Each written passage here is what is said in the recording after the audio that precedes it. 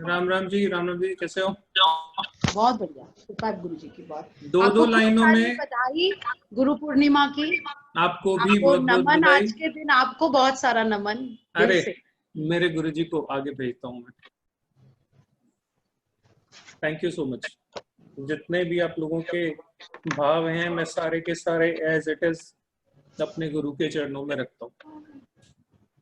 मैं तो इस लायक हूँ नहीं, तो जिनका है उनको भेज देता हूँ। राम राम राजीव जी। राम राम जी, सूर्योदय हो गया हमारा। हैप्पी गुरु पूर्णिमा। हैप्पी गुरु पूर्णिमा। शत शत नमन आपको। आपको भी, आपके गुरु को। Thank you. मीनाक्षी जी, सबसे पहले तो सिग्नेचर का बेसिक तो आप लोगों ने सबने ही किया हुआ, तो उसमें क्या क्या आप लोगों ने देखा वो सब तो बहुत अच्छे से आप लोगों को समझ में आ गया होगा, और उसके बाद आप लोगों ने प्रैक्टिस भी करी होगी। तो फिर ये एडवांस लेवल क्या है? एडवांस लेवल में 100 से ज्यादा छोटी छोटी ट्रिक्स जो हैंडराइटिंग में, सिग्नेचर्स में डेवलप करके या उनको हटा के हम अपनी पर्सनालिटी को कैसे चेंज कर सकते हैं, उसके बारे में सीखें। बहुत सारी विद्याएं हैं जिनसे हम बहुत कुछ सीखते हैं, सिग्नेचर भी उनमें से एक है। ये उन लोगों के लिए सबसे अच्छी विद्या है जिनको ज्योतिष थोड़ा सा मुश्किल लगता है, वास्तु में भी परेशानी होती है, और घर में जाके कहीं करने में भी परेशानी होती है। वो घर बैठे बैठे किसी इंसान के लिखे हुए हाथ के एक पेज से सामने वाले के बारे में कितना कुछ बता सकते हैं। यकीन मानिए, उनका जो अपना बहुत अच्छा, उनकी नजरों में जो वर्ड बेस्ट है, वो एस्ट्रोलॉजर भी उनके बारे में उतना नहीं बता पाएगा जितना इस क्लास के खत्म होने के बाद आप बता पाओगे। क्या नहीं बताता? आपकी हैंडराइटिंग और आपका सिग्नेचर। जहां पे माइन्यूट डिटेलिंग की बात आती है कि बहुत छोटे छोटे पॉइंट्स पे बात करनी है, वहां पे बहुत छोटी छोटी डिटेलिंग पे काम करना पड़ता है। वो ही हम इस कोर्स में करेंगे, ठीक है?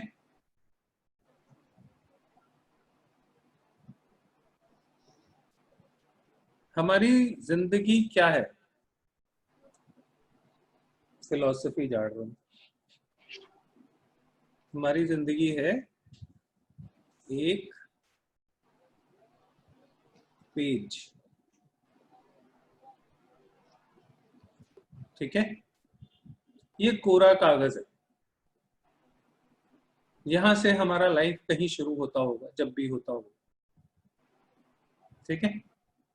हम लोगों ने, सब लोगों ने राइटिंग तो खूब करी है बचपन में, तो स्कूल कॉलेज में तो राइटिंग के बिना काम ही नहीं चलता।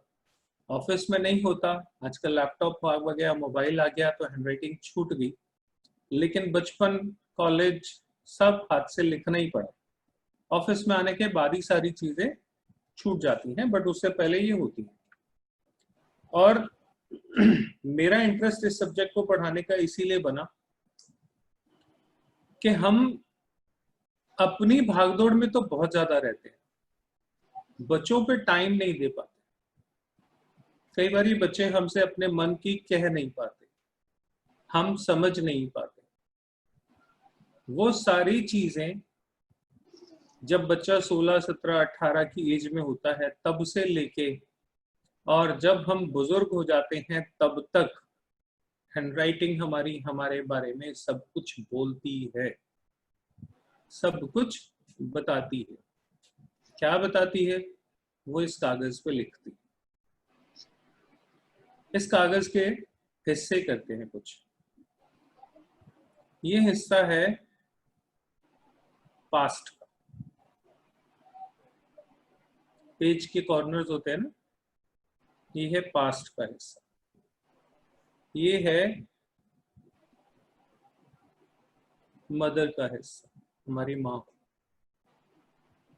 ये मैं खुद भी हूं, सेल्फ। अगर ये पास्ट है तो ये क्या हुआ, फ्यूचर।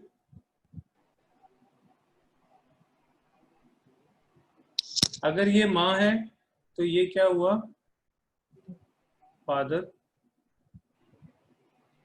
अगर मैं ये सेल्फ हूं तो बाकी क्या हुए, अदर्स। ठीक है, अब आ जाओ ऊपर की साइड, ये भी पास्ट है, ये भी पास्ट है, और ये क्या है, फ्यूचर। तो प्रेजेंट कहाँ गया, जो ये बीच वाला एरिया है पेपर का,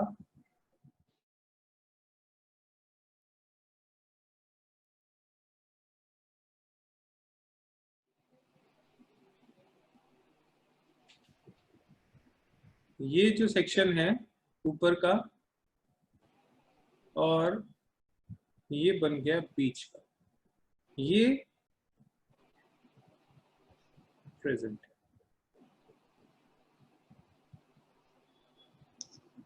ठीक है, हम लोग जब लिखते हैं, बच्चे जब लिखते हैं तो शुरुआत कहाँ से करते हैं, हमारी कॉपी में ऐसे एक लाइन खींची होती है, उसके इधर इधर लिखते हैं, है ना। यहाँ पे क्या होता है, डेट या सीरीज नंबर कुछ इस तरीके से हम डालते हैं। कभी सोचा ये क्यों लाइन डाली जाती है, ये जो लाइन डाली गई साइड में, ये किसी ने तो सोची होगी कभी,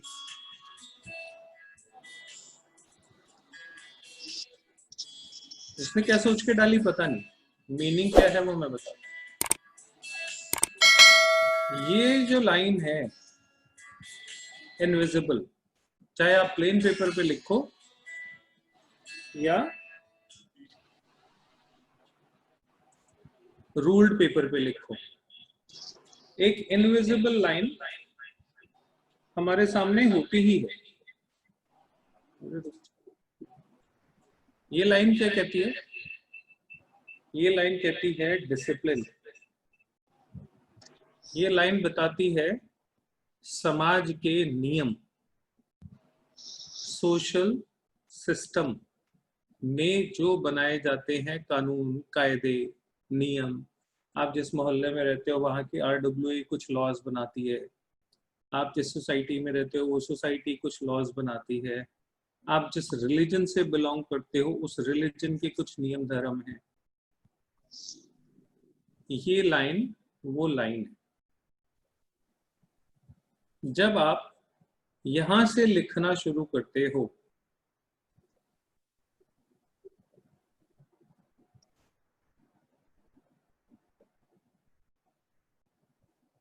ऐसे,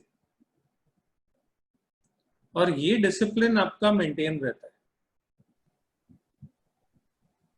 तो इसका मतलब ये बताता है कि आप समाज के साथ, समाज के बनाए हुए नियम कानून, देश के बनाए हुए नियम कानून, जो भी लॉज हैं, जो भी सेट रूल्स हैं, उनको फॉलो करते हो। आपके बच्चे जब लिखें तो नोट करो कि उनकी जो ये लाइन है कहीं उसके साथ कुछ गड़बड़ तो नहीं हो रही। गड़बड़ कैसी होगी, मैंने लिखना शुरू किया लाइन के इस तरह से, जो टीचर्स हैं वो देखेंगे बहुत अच्छे से, ऐसे बच्चे करते हैं।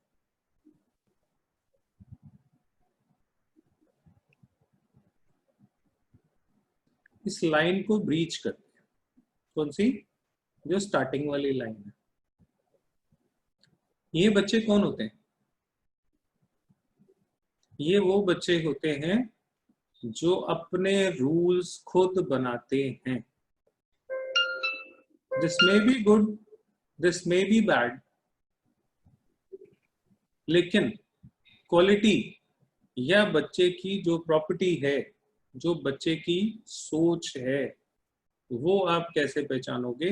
वो आप इससे पहचानोगे। अगर ये लाइन ब्रीच हो रही है, कोई आगे कोई पीछे, हमेशा इसको क्रॉस करके जा रही है, कभी जा रही है कभी नहीं जा रही है, तो ये क्या बताता है? ये बताता है कि ये बच्चे अपनी सोसाइटी के, अपने मोहल्ले के, अपने देश के कानून नहीं मानेंगे, ये अपने रूल्स खुद बनाएंगे। अच्छा भी हो सकता है, बुरा भी हो सकता है। एक तो ये सिनेरियो है। लेफ्ट साइड मार्जिन क्या बताता है? सोसाइटी की लाइन, ठीक है। और क्रॉसिंग लेफ्ट लाइन क्या बताता है? सोसाइटी की लाइंस को नहीं मानना, ठीक है। अब अगर ये लाइन जो फिनिश हो रही है, एक नेचुरल सा फिनोमेना है कि जब ये लाइन फिनिश हो रही है तो ये खत्म, शुरुआत तो यहां से हो सकती है, ये तो ठीक है, लेकिन खत्म कहां होगी? तो फिनिशिंग लाइन पे कोई सेंटेंस में गैप रह जाएगा, इतना, किसी में इतना, किसी में थोड़ा कम, किसी में थोड़ा सा ज्यादा। तो फिनिशिंग पॉइंट पे ये डिसिप्लिन कभी मेंटेन नहीं हो सकता, ये नेचुरल है। मान लीजिए मैंने कोई सेंटेंस लिखना शुरू किया, माय नेम इज राजीव। अब यहाँ पे राजीव पे आके जगह खत्म हो गई, तो ऑब्वियसली मैं यहाँ पे लिखूंगा, है ना। बट मैं क्या करता हूं, मैं कोशिश ये करता हूं कि नहीं, व्हेन आई स्टार्ट, जब मैंने लिखना शुरू किया तभी मैं माइंड में अपने ये बना लूं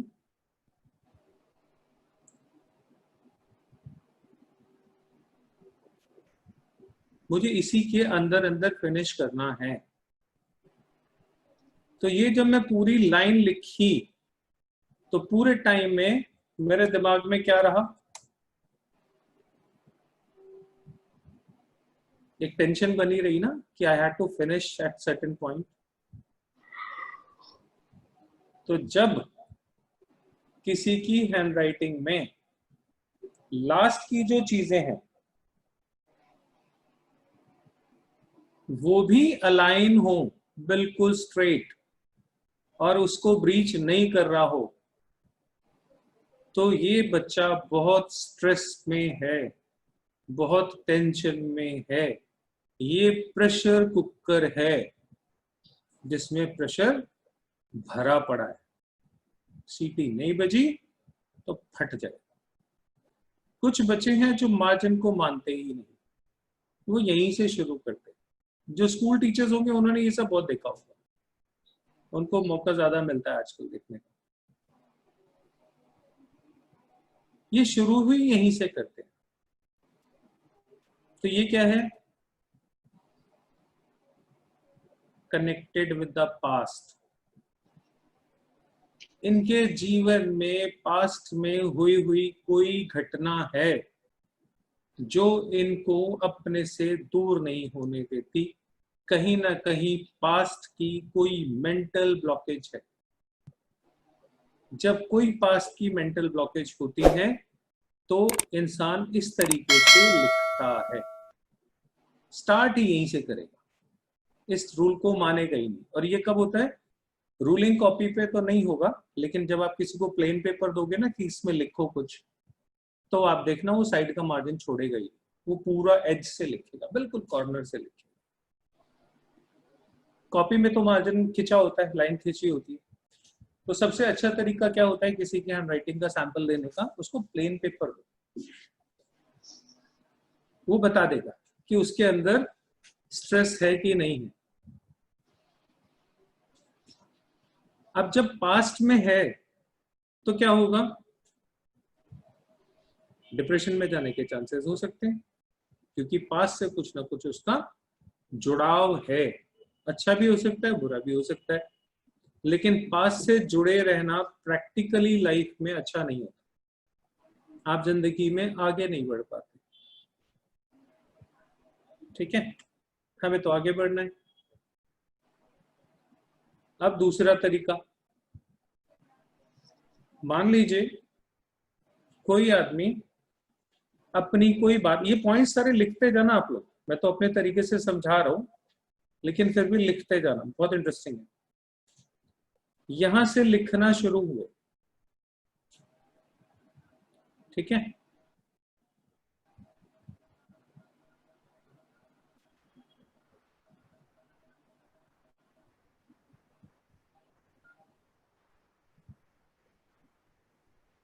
अनइवन,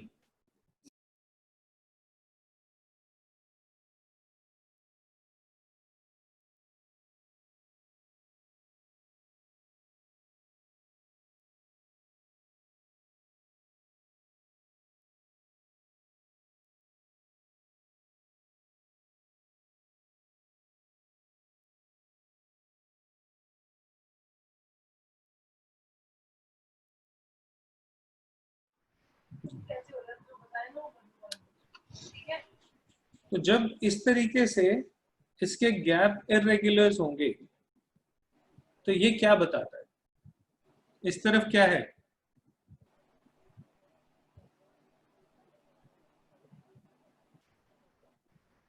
फ्यूचर अनसर्टेन है। जब भी बच्चा इस तरीके से लिखे तो उसका फ्यूचर अनसर्टेन है, ये तय है, उसकी लाइफ में फ्यूचर अभी बहुत परेशानियों वाला है, फिक्स नहीं है, परेशानी होगी।